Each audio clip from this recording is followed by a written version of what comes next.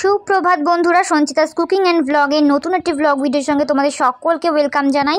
আর দুদিন পর বাড়ি থেকে এসে দেখছি, দেখো এই গাছটাতে কিন্তু ফুল ফুটে গেছে। তো যাই হোক, ওই সাদা ফুলগুলো না কড়ি হয়েছিল, ফোটেনি এই কদিন, আর আমি বাড়িতে ছিলাম না তখনই ফুটেছে। যাই হোক, তোমাদেরকে এসে শেয়ার করলাম। আর যেহেতু বাড়ি গেছিলাম, আজকে কিন্তু নতুন ব্লগ শুরু করলাম বাড়িতে এসে, মানে আমার বাড়িতে, শ্বশুর বাড়ি এসে আর কি। তো যাই হোক, আর বাড়িতে গেছিলাম যখন, অনেক জামা কাপড় তো নিয়ে যাইনি, যে তো অল্পই নিয়ে গেছিলাম, যেহেতু ওখানেও আমার নাইটি ফাইটি সব রাখা থাকে, তাই এই একটা সাদা নাইটি নিয়ে গেছিলাম। তো সেগুলো আর কি সব ধুয়ে দিলাম, তোমাদের দাদা ভাইয়ের জামা কাপড় আর আমার জামা কাপড় দুটোই আর কি, যেগুলো নিয়ে গেছি সবই ধুয়ে দিলাম। আর আজকে না মানে রোদটা আছে ঠিকই, কিন্তু এত হাওয়া দিচ্ছে তোমাদেরকে কি বলবো। তো তোমরা দেখে হয়তো বুঝতে পারবে, শাড়ি ঠাড়িগুলো পুরো হাওয়ায় শুকিয়ে গেছে, যদিও মায়ের এই শাড়ি ঠাড়ি সব শুকিয়ে গেছে, ওগুলো সব নামিয়ে নিচ্ছি। আর বাকি যেগুলো আমি কেচে ধুয়ে নিয়েছি সেগুলো সব মেলে নিচ্ছি। যাই হোক, তো চলো তোমাদের সঙ্গে আবার পরে কথা বলছি। আর আজকে দেখাবো আমি কি উপহার বা গিফট পেয়েছি। তো দেখো বন্ধুরা, এদিকে হচ্ছে কি সব এই সোফার মধ্যে এসে কালকে রাতে রেখে দিয়েছিলাম, আর মানে সব পুরো অগোছালো হয়ে রয়েছে, ব্যাগপত্র ছড়িয়ে ছিটিয়ে, যেহেতু বাড়ি থেকে এসেছি। আর দেখো এদিকে তোমাদের দেখাই, এই যে চুড়িদারটা দেখছো, এটা হচ্ছে মায়ের কাছ থেকে নিয়েছি, মানে মা দিয়েছে চুড়িদারটা, আর হচ্ছে ব্ল্যাক শাড়িটা। আর এই যে রানী কালার যে শাড়িটা দেখতে পাচ্ছ, এটা আমার মাসি এনেছে আমার জন্য। তো মাসিকে বারবার করে বকাবকি করলাম যে তুমি কেন আবার আনতে গেলে, মাসি বলছে না তোর জন্য নিয়ে এসেছি। তো দেখো এই শাড়িটা মাসি দিয়েছে, কতটা সুন্দর হয়েছে না মাসির শাড়িটা। আর এই যে ব্ল্যাক শাড়িটা, এটা হচ্ছে মায়ের কাছ থেকে, ওই দুটো নিয়েছি আর কি, শাড়িটা আর ওই চুড়িদারটা। যাই হোক, এগুলো এখন ফলস পিকো করতে হবে, কেননা সব নাহলে সুতোগুলো নষ্ট হয়ে যাচ্ছে, ব্লাউজ পিস কেটে নিতে হবে। তো তোমাদের দেখিয়ে দিলাম, এগুলো হচ্ছে আমার গিফট।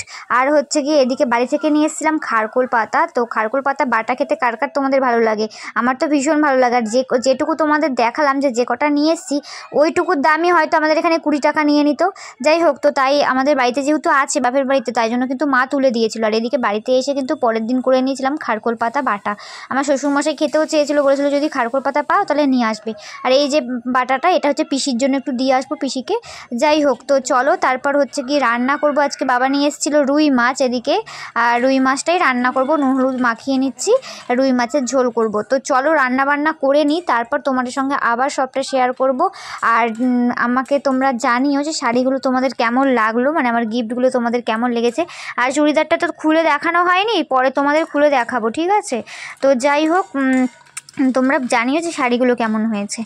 তো চলো এখন রান্না বান্না সেরে নিই, তারপর তোমাদের সঙ্গে আবার কথা বলবো। বন্ধুরা দেখো, এদিকে কিন্তু কথা বলতে বলতে আমার মাছের ঝোল কমপ্লিট হয়ে গেছে। মাছেরটা না আজকে একটু তেলটা বেশি পড়ে গেছে, মানে আমার হাতে একটু তেলটা বেশি পড়ে যদিও। দেখো এদিকে আছে তেল হয়ে গেছে মাছটা, কিন্তু পাতলা ঝোল করেছি, একদম বেশি মাখা মাখা করিনি, একটু পাতলা ঝোলই করেছি। আমাদের 3 জনের আন্দাজ, মানে মা তো মাছ খেতেই চায় না, মানে মুখে দিতে চায় না, বলে গন্ধ লাগে, এখন খেতে চায় না আর কি। মানে মানুষের বয়স হলে মাংস খাওয়া উঠে যায় না। মা তো মাংস কোনোদিনই খেত না, আমি আসার পর কোনোদিনই দেখিনি খেতে, তবে মাছটা খেত, মাছটাও এখন বলে খেতে পাচ্ছে না। যাই হোক, আমি তাও 4টে বাটিতে বেড়ে রাখলাম, যদি খাবে, কিন্তু মানে তোমাদের তো ব্লগটার পরে এডিট করছি, তো মা খায়নি মাছটা আর কি, আমি বেড়ে রেখেছিলাম 4টে বাটিতেই, কিন্তু খায়নি। যাই হোক, তো দেখো এদিকে কিন্তু পাতলাই ঝোল করেছিলাম একদম। তো চলো এগুলো বেড়ে ঠেড়ে নিই, তারপর তো অনেক কাজ আছে, এই যেগুলো পরিষ্কার করা, গ্যাস ট্যাস মোছা, বাসন টাসন ধোয়া, রান্নাঘর পরিষ্কার করা, অনেক কাজ রয়েছে। আর এই গরমে কাজ তাড়াতাড়ি করে না করে নিলে না খুব কষ্ট হয়, যে কারণে এখন ফোনটার থেকে আগে কাজটা করে নিই, তারপর ফোনটা ধরে তোমাদেরকে সবটা শেয়ার করব। আর দেখিয়ে দিই এদিকে কী রান্না করা হয়েছিল। এই যেদিকে দেখো মাছের ঝোল হয়ে গেছে, এদিকে হচ্ছে ডাল, এদিকে হচ্ছে গিয়ে কালকে করা হয়েছিল মাছের ডিমের তরকারি বড়া করে, ওই তরকারিও রয়েছে। আর এদিকে হচ্ছে কি মায়ের জন্য করেছে ডাঁটা বটি, আর আমি এটা খারকোল পাতা বেটেছিলাম, আর মাছের ঝোল, আর হচ্ছে গিয়ে আমড়া দিয়ে আর আম দিয়ে টক, কারণ আম তো এখন কাঁচা আম পাওয়াই যাচ্ছে না, কাঁচা আম এনে রাখলেও পেকে যাচ্ছে, ওই জন্য আম আর আমড়া কিনে আনা হচ্ছে, এখন আমড়া দিয়ে টক করা হয়েছে। আর এদিকে কিন্তু আমি সব পরিষ্কার করে নিয়েছি, গ্যাস ট্যাস মুছে টুছে নিয়েছি। আর এখন হচ্ছে গিয়ে ওই বাসনগুলো ধুয়ে নেবো আর রান্নাঘরের নিচটা মুছে নেবো, তাহলেই হয়ে যাবে। শুভ দুপুর বন্ধুরা। তো দেখো আমাদের আজকে পুজো দিয়েছে মা, আর এখানে পুজোর মধ্যে দিয়েছিল লিচু আর জাম। লিচুটা আর জামটা না আমাদের এই বছর দেওয়া হয়নি পুজো ঠাকুরকে, তাই জন্য কিন্তু এনেছিল। তো গাইস, এই যে খেয়ে দিয়ে দুপুরবেলা খেতে বসে গেছি, আর এই যে জাম নিয়ে বসেছি। আর তোমাদের একটা কথা বলার জন্য আর কি ভিডিওটা অন করলাম। বাড়ি গেছিলাম যখন, মাসি আর টিনা ওরা মানে জাম নিয়ে এসেছিলো আমার জন্য, সেই জাম খাওয়াই হয়নি। বাড়ি যেদিন আসবো, মানে এই বাড়ি যেদিনকে আসবো সেদিনকে মনে পড়েছে, মায়ের ফ্রিজে ঢুকিয়ে রেখেছিলাম জামগুলো। তো বাড়িতে গিয়ে একটার পর একটা এত খাওয়া দাওয়া জাম খেতে মনেও ছিল না। তো যেদিনকে বাড়ি আসবো সেদিনকে আর কি মনে পড়েছে যে জামগুলো খাওয়া হয়নি। তো যাই হোক, তো আজকে তোমাদের দাদাভাই কিনে নিয়ে এসেছে, আর এই জামের দাম হচ্ছে 200 টাকা কিলো জাম। মানে কি বলবো, আমার এত গায়ে লাগছে, কারণ এই জাম আমরা কত ছোটোবেলায় কুড়িয়ে খেয়েছি। তবে এই জাম যে খুব প্রিয় তা না, তবে আমাদের বছরের প্রথম ফল ঠাকুরকে দেওয়া হয়, তো এবছর ঠাকুরকে দেওয়া হয়নি, তাই জন্য আমার শাশুড়ি মা বলেছিল আনতে, তো এই জন্য তোমাদের দাদাভাই নিয়ে এসেছিলো জাম আর লিচু। লিচু তো এখন 250-300 টাকা কিলো যাচ্ছে, আর এই যে জামটা 200 টাকা কিলো নিয়ে এসছে। আমার কি গায়ে লাগছে যে এই জাম 200 টাকা কেজি। তো যাই হোক, জামটা ভীষণ মিষ্টি, কিন্তু কি বলতো, জাম খেলে একটু মুখটা জিভটা কষকষ হয়ে যায়। যাই হোক, জামগুলো খায়।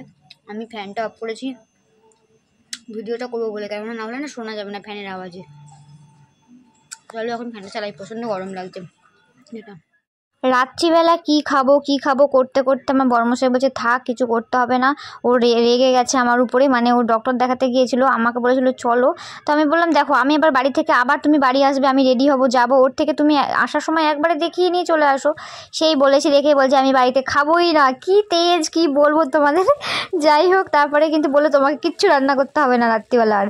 তো আমি যে ঠিক আছে, কিছু তো খাবে, কিছু তো বলো, ভাত করবো না রুটি করবো, কিচ্ছু করতে হবে না করে তারপর দেখি বিরিয়ানি নিয়ে চলে এসছে। তো যাই হোক, এদিকে আমাকে রাতে আর কিছু করতে হয়নি। এদিকে আলু বিরিয়ানি নিয়ে এসেছিলাম, আমি ডিম সিদ্ধ করে নিয়েছিলাম।